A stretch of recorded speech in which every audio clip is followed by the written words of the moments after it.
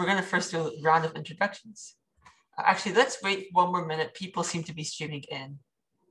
And then we'll just do a quick round of introductions. So I'll give like 30 more seconds as people who are like exactly on Berkeley time, which I respect, kind of filter it. So, yeah.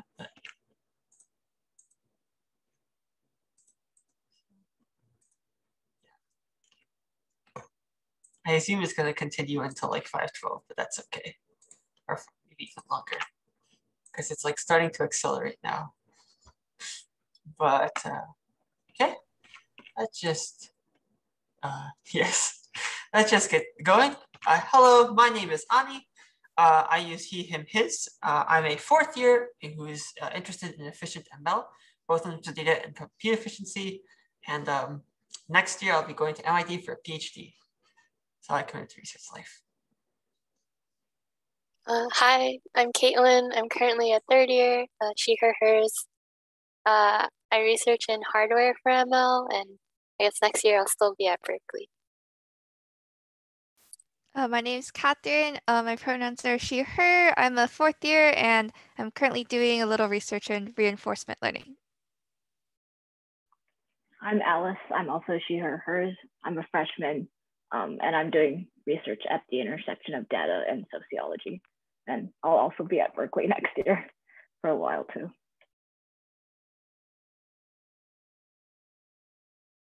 How we're going to structure this is we have some like slides prepared which I'll present for flow, which cover like some of the core information that's true regardless of which research opportunity you take at Berkeley. And then we'll go over into a panel where we'll discuss kind of the individual elements of our own research experience. So first, let's cover like the high level how to prepare for research at Berkeley, right? So the first thing to do is figure out like at the moment what excites you, right? Kind of hopefully like you find something exciting in the realm of computer science. And I think it's really important to, as best you can, focus on what does excite you. And while that may change as time goes on, are people seeing that? What are you excited by slide? No, I think it's stuck on the About Us slide right now. Sorry, I paused here for a second. Okay, so as we go over what you are, as we think about this, it's important to, I think a lot of people, when they're initially looking at options, heavily emphasize, what their friends are interested in, what's currently the most, hyped thing. And given we have two people adjacent to ML, I guess that's maybe, definitely a part of it. But I think it's also important to figure out in these big fields, what is the thing that excites you the most, right? And so for me, when I was like a freshman, I was super excited by ML. And as I kind of went on, I was like, ooh, this efficiency and optimization element is what's the most exciting for me. I think a lot of people have similar stories where like following your what is the most exciting to you is kind of how you find the research experience, which is like the most beneficial. And so this can be like future tech that's exciting, problems that seem interesting to solve, classes that were really fun, or ideas that kind of grab you and don't let you go. And also like keep an open mind. There's a ton of research opportunities at Berkeley, and the labs, both in CS and in kind of outside of CS in many fields that are going to use the skills you develop in the CS track, are going to kind of cover a wide variety of fields. And if you aren't enjoying your research, like there's a ton of opportunity to switch. And I highly recommend that like if you're not sure, right, talk to someone who is a bit older. Feel free to contact any of us and figure out like, hey, is this like an opportunity for switch? I think a lot of people don't switch often enough in the first couple months to make research. One thing is spending more time on one area will give more depth. And I think a lot of people kind of have a sunk cost where it's like, oh, if I spend more time here, I'll have a more competitive application for grad school or things like that. But being miserable during your research will kill your productivity, 100%. So make sure you're not like stuck in a rut or in something which is like really unenjoyable. So for core classes, I think all the lower divs are generally useful for all research opportunities. And operatives relevant to your research are also generally useful. So yeah, if you're doing computer security research, it's probably good to take a class like 161. Not only will this kind of give you the fundamentals, it'll also introduce you to research questions, the types of questions that researchers in this field ask, and the types of questions that you might answer. So the final thing is like preparing your application. And I think the key element is to demonstrate like some sort of like internal motivation, right? Demonstrate that like you are self-motivated, because unlike a class or a lot of like internships, oftentimes the goals of research are harder to grasp. And so it's harder to kind of propel yourself and figure out what direction to go. So it requires like kind of developing your own internal motivation. And that's really, really hard. So what I think a lot of professors are looking for is students who like already have that, and who are like well on their way to developing it. And so regardless of whether you believe in the me that believes in you, right? Try to put your best foot forward and show that self-motivation. So how are you going to do that? I think big ways are things like projects, personal projects, self-teaching your course material, like course materials for relevant classes, learning about the field of research. For example, going through some recent material online. And also, if you kind of are if you're really, really going to push the barrier, I think trying to implement research papers is like a difficult, but really, really impressive thing that you could do if you're not sure how to demonstrate this motivation. So questions about any of that? And as we get questions, any of the panelists can feel free to jump in.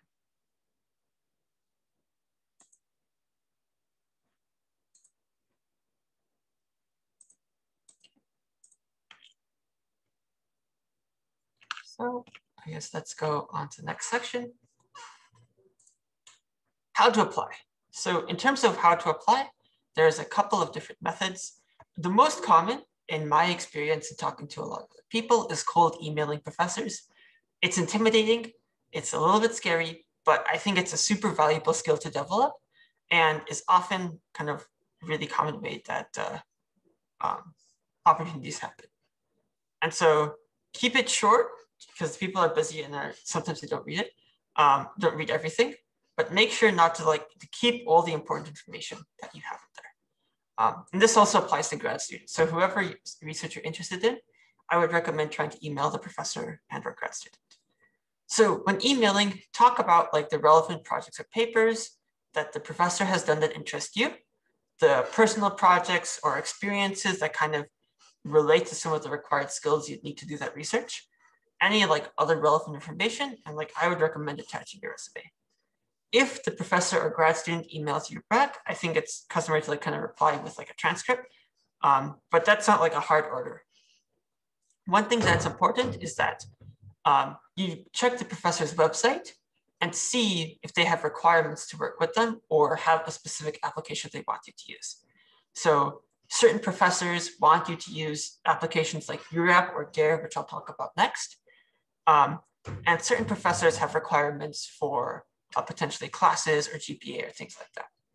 So it's important to kind of check those, because given how many emails they go through, usually if they have some sort of hard requirement, their policy is to ignore everyone who doesn't meet that. So oftentimes, especially for professors, if you talk to professors are also much less likely to reply to emails because they get so many more. So my advice is go with the grad student. But how different should resumes be for SWE internships and research? I think a little bit of customization is good, especially for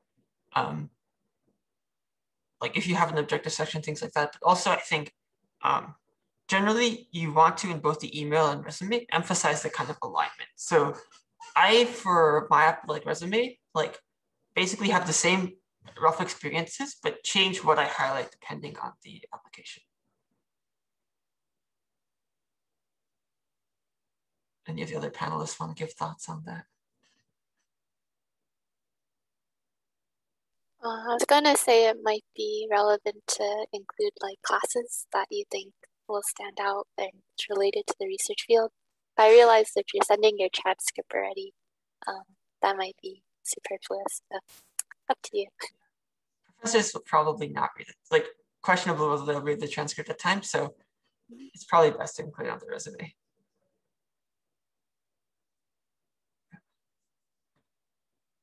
The answers. Yeah, and then one, I think, application, which is like gaining steam, is the DARE application. That allows you to apply to a lot of professors at once. And it's kind of like a good, like intended to be like an introductory application. One of the professors who I'm working with, Joseph Gonzalez, and a lot of other professors are using this application. And so if you're like broadly interested in a lot of different aspects of CS, it's a good opportunity to kind of like, you know, not have to send like a bunch of emails. So this is fun, which I think it's pretty recent too. So I wanted to have it. Any questions about that part?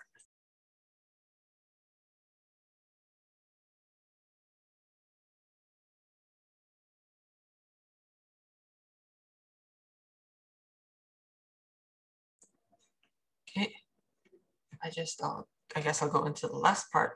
And this is kind of like, once you get that research opportunity, how do you make the most of that? Yeah, oh yeah, Beehive. And UREP too, I think is another one, which I forgot to have. But yeah, so one thing that I think is really important to succeed, yeah, we will send out these slides after the presentation. And I'll also add Beehive and UREP to these slides, just so you have the links there. So one thing I think is really important with research is to constantly like communicate and talk about the advice that talk with others to kind of get more advice, get feedback on both your research projects and what other people are doing. Communication is really central to successful research and also is central for you to get the kind of learn what research is like and get a broad perspective on research instead of the narrow work that you're doing. Research projects by their nature tend to be fairly focused. And so but the nice thing at Berkeley is that you have basically state-of-the-art research in almost every field in computer science. Actually, every field in computer science, if you look broadly.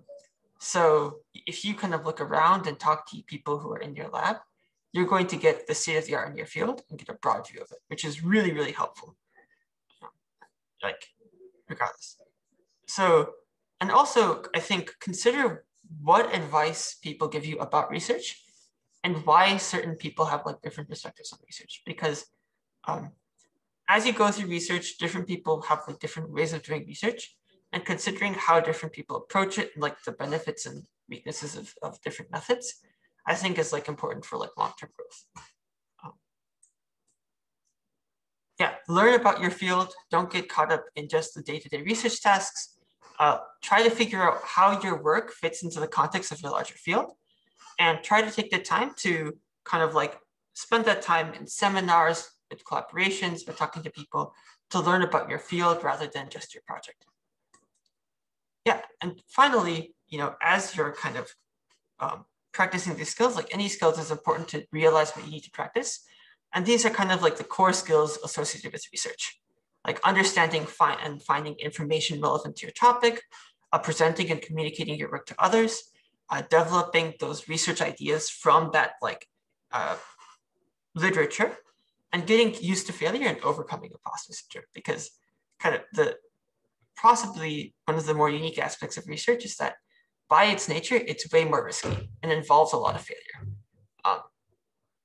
And so it's very common, and I would be surprised if anyone here didn't have this experience, is to kind of go through research and like, you know, when you do fail and your research project fails, to feel like an imposter because there is so much success happening at Berkeley.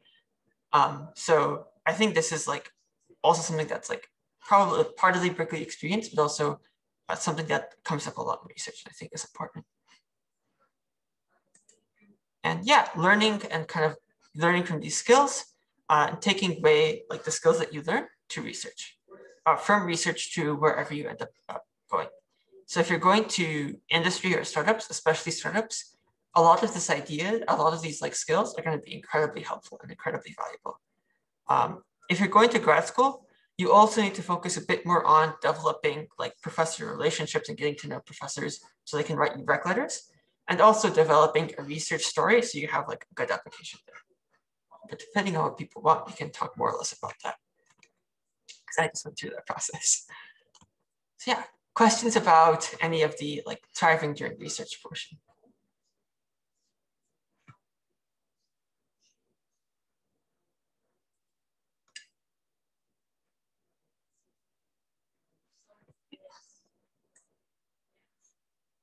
And if you have questions at any point, feel free to drop them in chat or interrupt. I guess you can start with the panel questions. So how did you find research, I guess? Just a really quick reminder for AW people. Just don't forget to check in like with the AW bot / check-in. And this part of the workshop will be like panelists. So it's more interactive. So if you could, it would be great if you could turn your cameras on.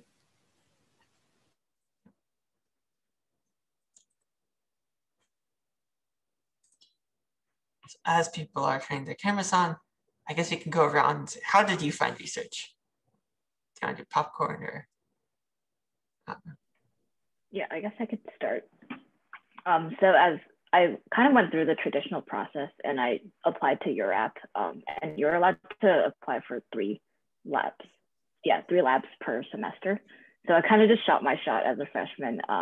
And I did actually spend not a lot of time, but a good amount of time actually writing. You can write like a 400-word cover letter. So I kind of did flesh that out, and I kind of included what projects I've worked on previously or what research I've worked on previously, and then connected that to the description for that lab. And so that's kind of how I went through the traditional process of applying.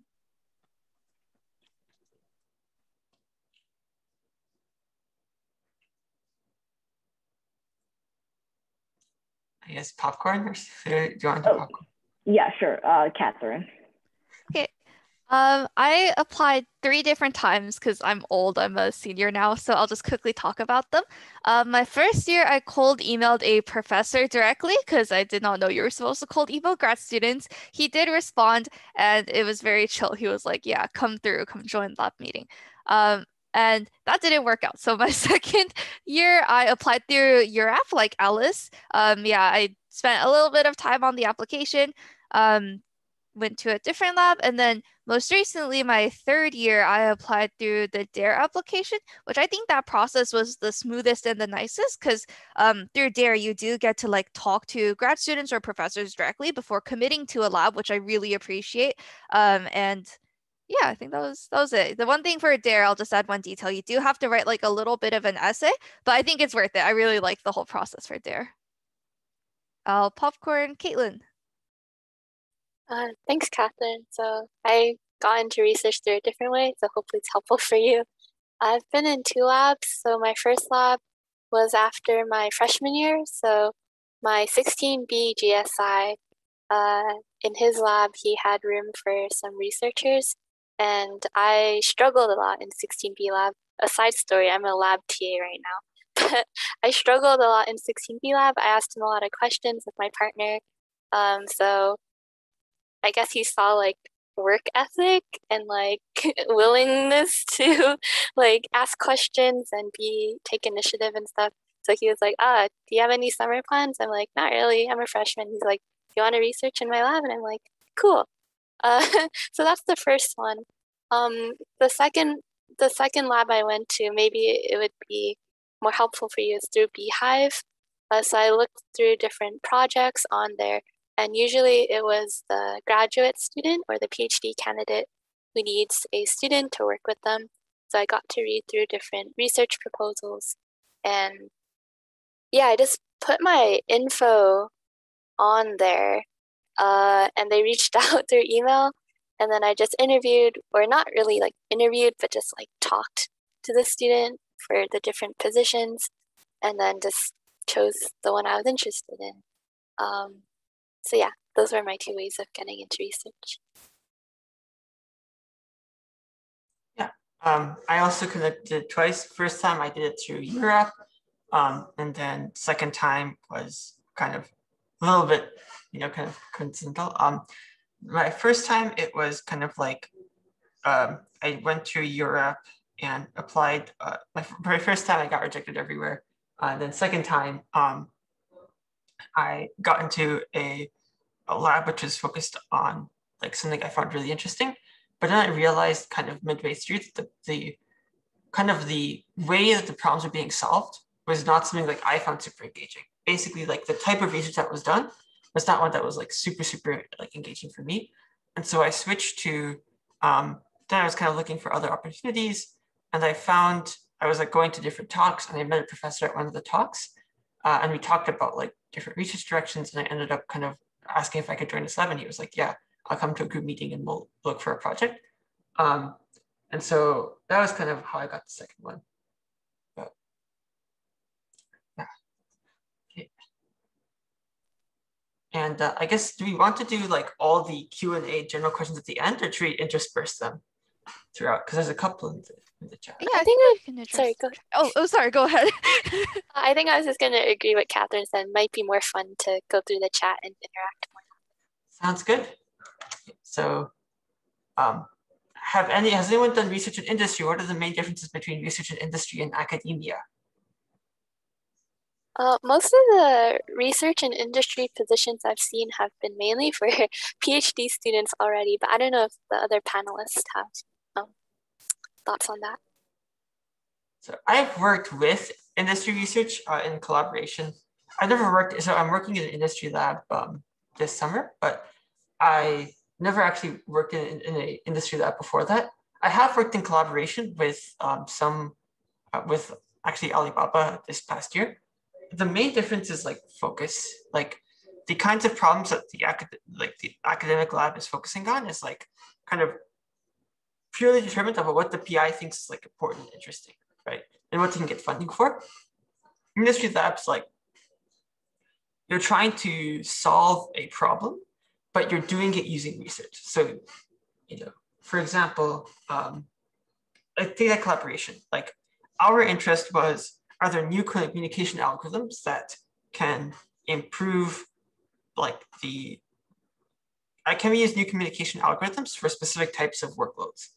And then their interest was, can we make this particular system faster that we're using a lot? So like there's kind of like a slightly different focus on both of those. And those sometimes intersect, but the focus is a little different. Okay, next question. What's the time commitment for research? How do you balance classes and research?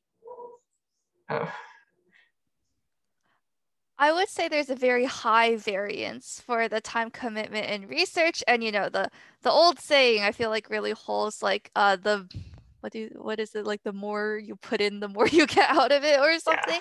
Yeah, I would say like when I first started out and I had no idea what was going on, I was not putting in very much time, and then clearly I did not get anything out of it. But most recently, I'd say maybe around like in the semester, like I'm very bad at measuring time, like 20 hours a week or so at least. But it depends week to week also. And one thing on the Europe application, at least, you can actually see the time commitment for each lab. So some of them are like 3 to 5 hours. And that's kind of what I applied to starting out, because I just wanted to kind of get my first feel of what Berkeley research is like. But there are some that are like 8 to 10 hours and probably a lot more than that. But I guess it depends on your goals. So if you want to like publish a paper, definitely 3 to 5 hours is not enough. But if you just want to try to get your first taste of like research at Berkeley, then I would say that that's really good to balance classes with. Yeah, I guess to add another data point, I think, yeah, similar to what Catherine and Alice have said, for me, it's kind of like a spring. I would say maybe around like 10 hours, but it's like, if there's a presentation coming up, I might have to put in a little more work. Or if like, also my mentor is really flexible. So sometimes I'm like, oh, this week I have 2 midterms and 2 projects due. Can I like push back our check-in? And he'll like, I don't do that every week, obviously, but he'll say like, sure. So yeah, I guess around 10 hours for me, but just what you put in is what you get out. Yeah. For me, I would say So I guess like for me, it's kind of like increased through my years at Berkeley. Like my first 2 years, I was, probably putting in like 6 to 8 hours. And then like my third year and fourth year, I kind of like started like getting out of other commitments and like putting more time, just because I was going for a PhD application. And like, if you do that, you need to, I wanted to know, if spending all my time on research is something that I want to do for 5 years. And so like I took less classes than I did my freshman, sophomore year. I didn't do TAing at that point and kind of like committed to research. And I think that was, so then it kind of went like way, way up. And like this semester, I'm basically doing research full time. So, and over the summers, I do research full time. So like,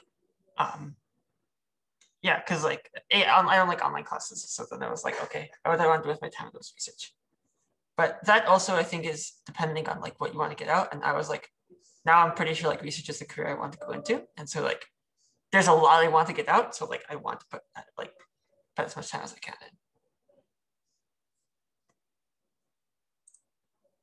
Yeah, same. I'm actually in 0 classes at the moment. I'm not like, I'm graduating this semester, but I'm enrolled in 0 classes. So I can basically do research full time.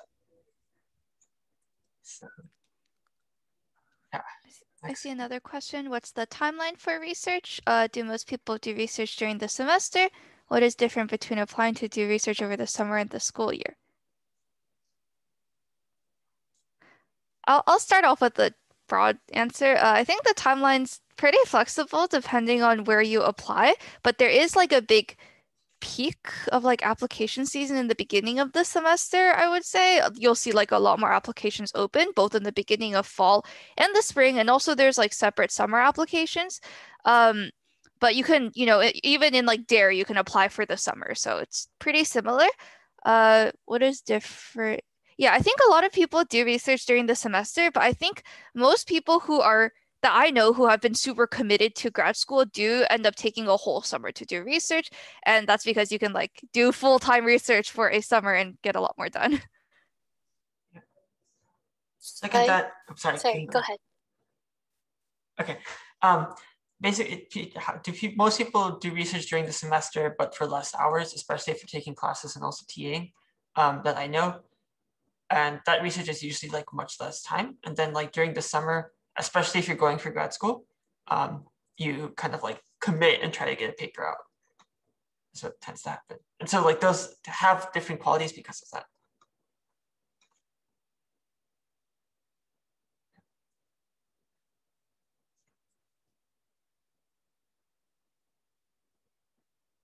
Kim, did you want to say anything more about that? Sorry. Yeah, sorry. I was reading the next question, but yeah, without sounding too repetitive, yeah, over the summer, when I did it as a full-time position. Similar to like, I think in terms of hiring, you're still like a undergraduate student research. I think that's the title, but then I worked like 40 hours a week. But then when I'm in the semester mode, I definitely don't research that much. Yeah, and there's like specific summer programs as well, I think, like REUs and SURF, I think. So you can also look into those programs, and I'm sure they have tighter deadlines versus when I just talked to my 16 BGSI my freshman year, and that was less formal. But yeah, so the next question is, do you do all your own projects within the labs, or do you feel, or like sometimes it seems like you're just helping a PhD student with their project? My first project in both labs. Yeah, you can go. Sorry, go ahead.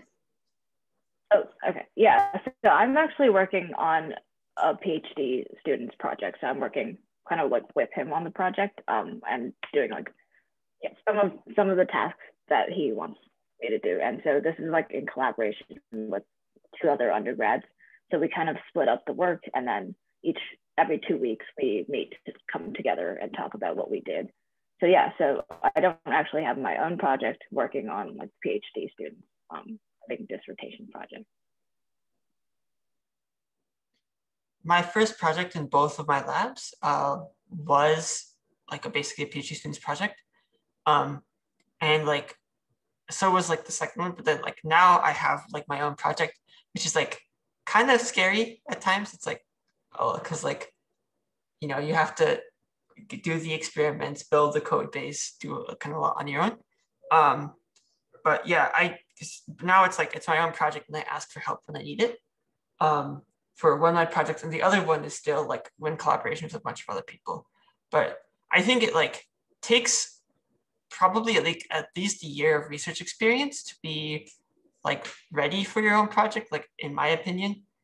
And so it's like, yeah, it's probably most of the initial like introductory things you're helping someone else, because like directing a project and figuring out what is like going to be interesting and what can lead to a paper is like very hard, and I'm struggling at the moment. So yeah.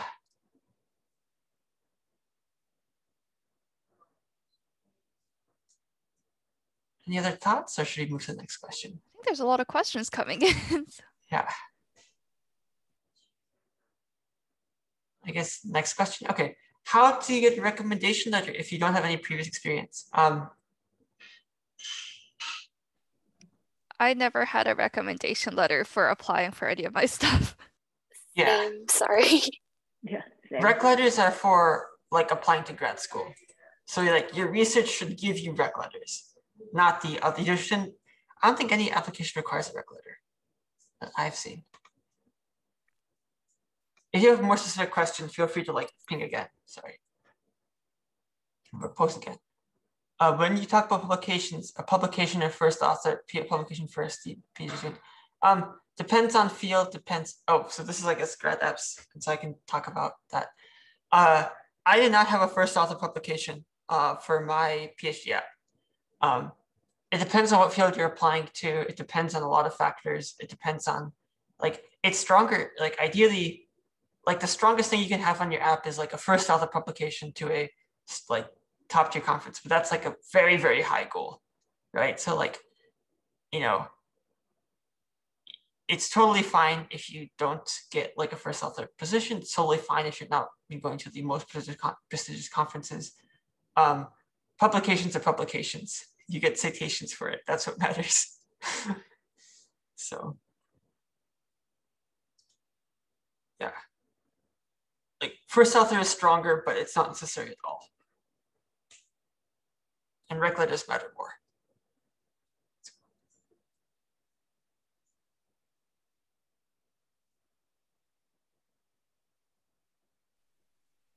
It looks like the last question here is any heavy classes you wouldn't suggest alongside research? I wouldn't say, okay, maybe I haven't taken very hard classes, but I don't think any class that I've taken has been like hard enough to be like, don't take this. It's more the amount that you take and I guess your personal balancing. I cannot handle a lot of classes or anything. So usually I just don't take a lot of classes.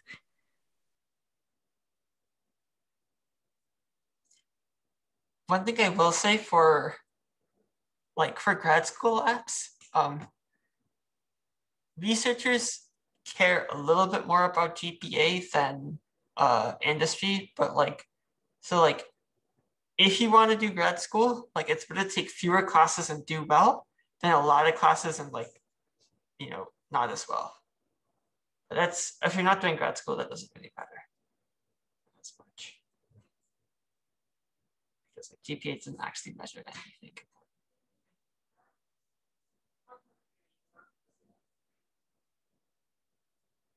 I guess we can go to the next like question. Awesome. What would you look for in a research opportunity? I have some opinions on this from many of my past failures, I guess. I would say it depends where you are. Personally, I most recently was really looking for a structured place. So if you don't have that much experience in whatever research field you're going into, which is probably most people, it's really hard to get involved in, like my first lab, I just joined and they said, hey, go ask people for projects. And then I asked people for projects and I did not know how to code. So that kind of made it hard to do research.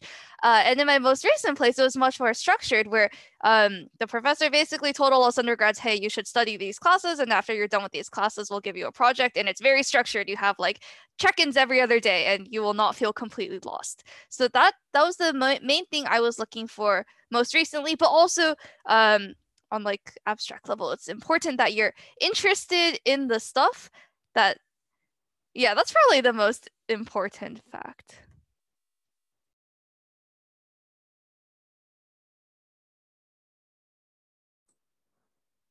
Caitlin or Alice, do you want to give? Yeah, to be honest, I wasn't too picky. Like my first thing, I just wanted to like get my feet wet and experience what it's like to be in research in the first place. And I guess what appeals to me in doing research rather than like, say, swapping out my time in research for another class is how you have, I guess, at least in my experience, it feels more like practical application of what you're learning. Like in classes, I think it's pretty structured. You learn the material, you do a project, you take an exam. But here in research, like, you at least for me, I don't really know what I'm doing. So like, I talk to my mentor. I get a broad outline of like a goal to work towards, and then I just try a bunch of stuff and fail a lot, and it takes time. And I think it's kind of freeing knowing that there's like not a rubric that you need to hit. And that is what I enjoy in research so far. Yeah, for me, I kind of look at basically what is the research question, and is like this topic something that I'm interested in, and kind of like what I want to even do the busy work behind getting to some progress or getting to some goals. So I guess, yeah, I was also pretty similar to Caitlin, just trying to get my feet wet. So I did look through the description, found what I enjoyed, and wanted to apply some of the things that I learned in class to my research. And so kind of tried to find research areas that really fit that, and research labs that kind of would allow for that opportunity.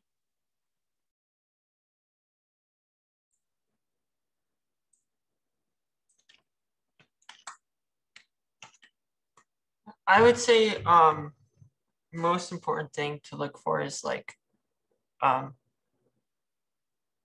think like environment, and like one thing to look for as you're like starting your research thing is like vibe is like surprisingly important.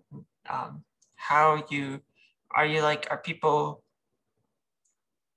like, do people kind of like, what do people do in the lab? Are people like friendly? Are people like are people like leaving at reasonable hours? Or because I think certain labs, like if you're a person who's like a night owl, there's certain labs just like work till super late. And if you're not a night owl, there's certain labs just don't work earlier. And like things like that like matter. I didn't like care at all about it my first time applying, and I think that matters more than I gave credit for. But I think all the things mentioned are like probably more central, but like, you know, as that's something that which I think wasn't mentioned. It's just like how the place feels and whether you enjoy the environment. Yeah. Someone asked if there's a GPA red flag for grad school labs. Excuse me, there's no hard cutoff. I would say like generally in whatever class you're doing research in, like probably probably they will look for like A minus plus, like A minus, A or plus, A plus grades in the classes that you're doing research in. And for PhD, it's like primarily like classes technically matter, but it's really all about like rec letters and publications.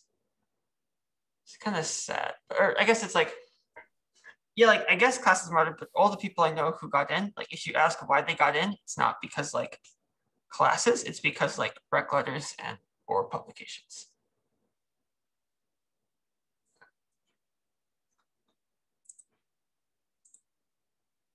Oh, a mistake you made starting out. I can start with this one. I followed what I thought was like the most like prestigious or hype. Like I was like, I wanted to work on something that was like, you know, I don't know what the thing is. I think like my mentality was like, I was excited because other people were excited. So like, I just picked the things which like, and also didn't really communicate like what projects I liked working on. and like ended up like basically like if someone was like, oh, do you like this project? I would say yes, yes, yes, like 100% of the time, because I was like, take any opportunity you're given.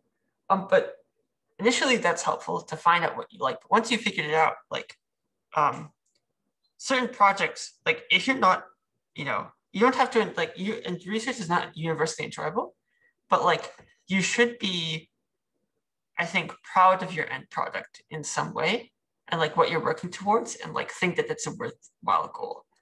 And if you're not, then like it's probably not a great project for you. Because like if you're putting in all this effort, you want it to be for something you think is worthwhile. That's just my mistake I made.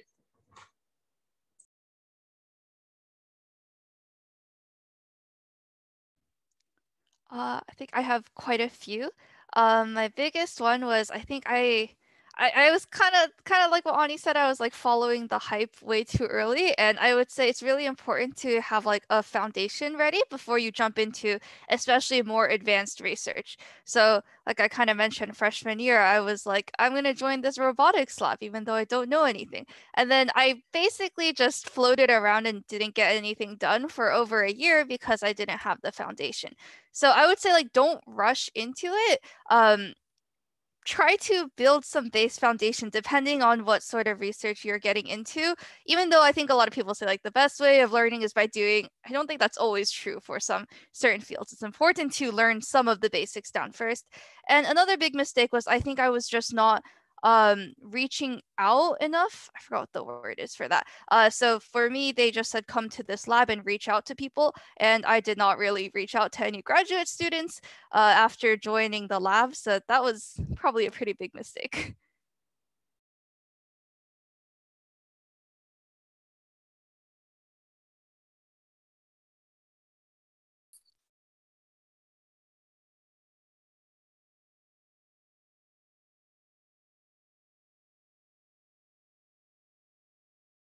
Yes. I guess like maybe, or Caitlin, Alice, do you have mistakes you wanna? Maybe this isn't as like big picture lessons learned, but one thing I'm thinking about like this past semester researching, trying to understand all the math equations in a paper by myself, it it was maybe not the best idea, or like kind of getting over it and like just asking my grad student like, hey, can I go over what I understand so far, and like you can kind of fill in the gaps where they are. Because if I think about it, they've been working on this field for like 5 years now, and they probably know like the basic resources to get me to that point to understand at least a little bit about what the paper is about, rather than me trying to Wikipedia everything and trying to understand the paper from top to bottom. So that's just a small, I mean, probably an obvious thing for all y'all here, but that's something I went through.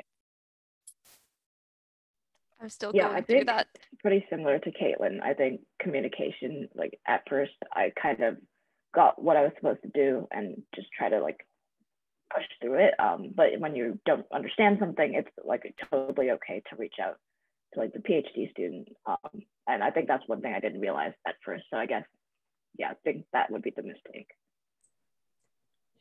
I guess one thing to leapfrog off of that, to a depressing degree, like research is, like I think a lot of things in life are like, it's about communication and connections and like, building those connections so have people to ask, right? Because I think like realistically, like the difference between like trying to figure out, like if you're doing a new research project and you're like, oh, I'm going to combine what I do with this different area. Like I do like efficient ML, right? And I was like, oh, I want to try out, doing some research in like self-supervised learning, which is like a different area. And I wanted to merge something. And like the only reason I was capable of doing that was because I knew someone in that area and we could like talk and I could ask him all the questions I had, right? And like get myself something. And so like, and then like the only reason, like straight up, the only reason I got into like any grad schools is because like professors were like willing to write me good rec letters, right? So like building those connections is like really, really important. So yeah. What kind of projects do you do before applying? What thoughts on?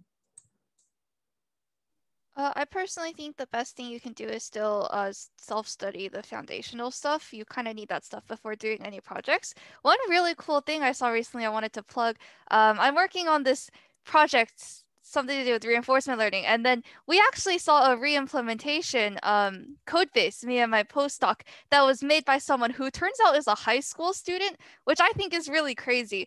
But it kind of goes to show that, like what Ani said in a previous slide about re-implementing papers after you have the foundational knowledge, it's actually super doable without this like a bunch of GPU resources, without a whole team behind you. As long as you think the field's interesting, I think, yeah, re-implementing different papers and projects is probably the coolest thing you can do. So here's the code base in case anyone's curious about this high school student.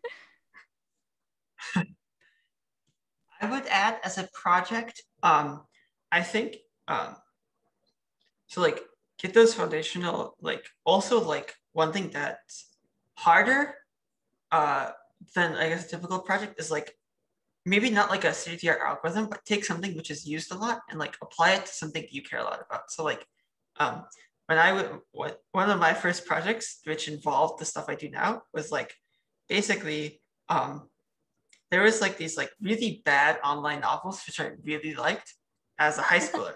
So I made a bot that would like I found a model online that would basically, it was like GPT, it would write more text if you give it input text. And I made it like write its own stories. And so that was mostly like data processing and like, you know, scraping the data and all that stuff. But like, it was super, super helpful for me. I learned a lot and it was like, look great. Or like, I hope it looked good on our resume because I put it there for a while. So.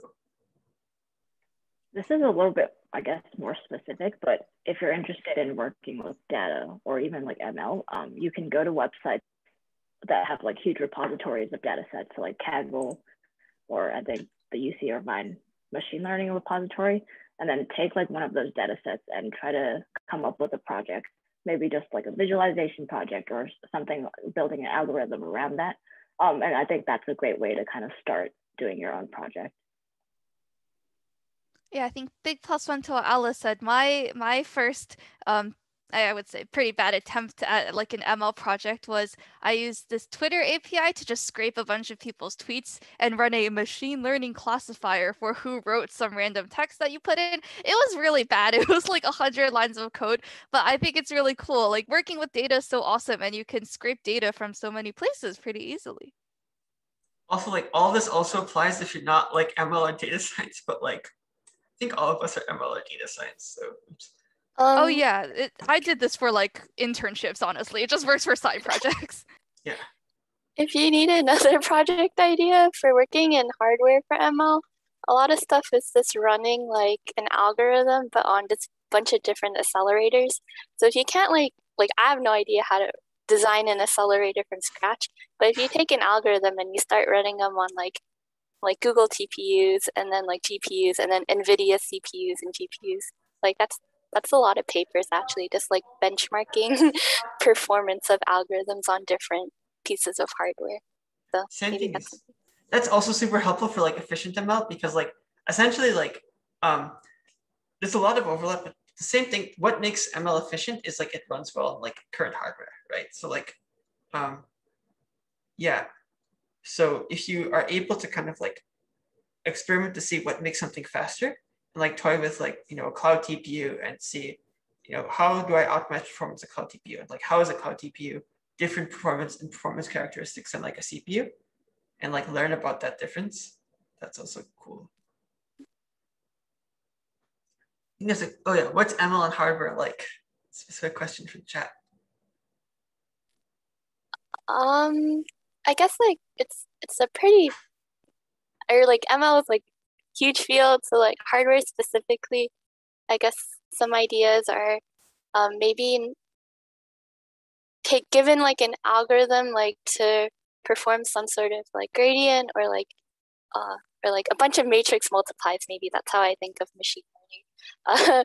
Like how can you shuffle your data set, or how can you shuffle the order of your algorithm so that when you push it onto an accelerator that has a specific architecture, like a matrix multiply unit, like how can that make things go faster, as Ani just said? Because there are a lot of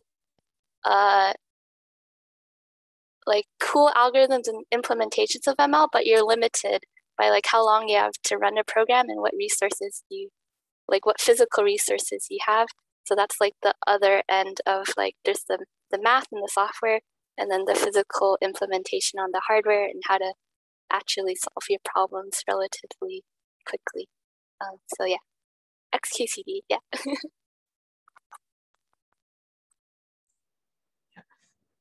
So basically, ML is just linear algebra plus wishful thinking.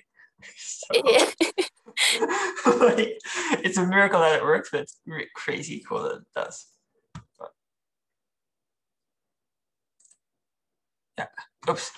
I'm sorry, I prepared questions. This is like now fully open questions.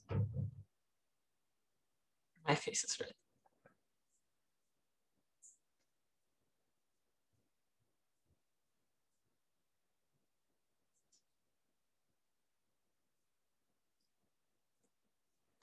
Yeah. How are any like overall questions?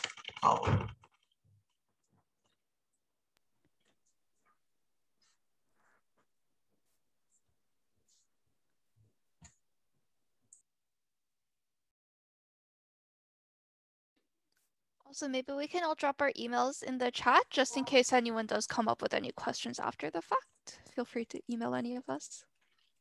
It's a good idea.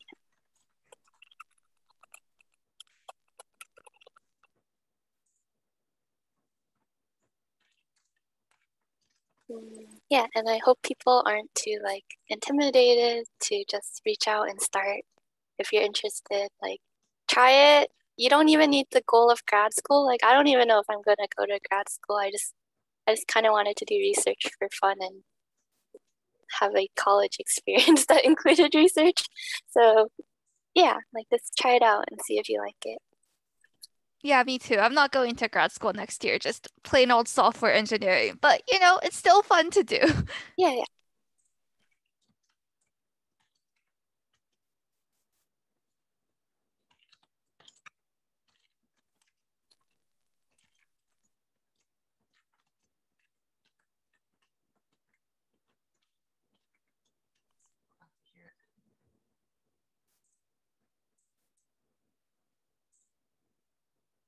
Yeah, thanks all for coming.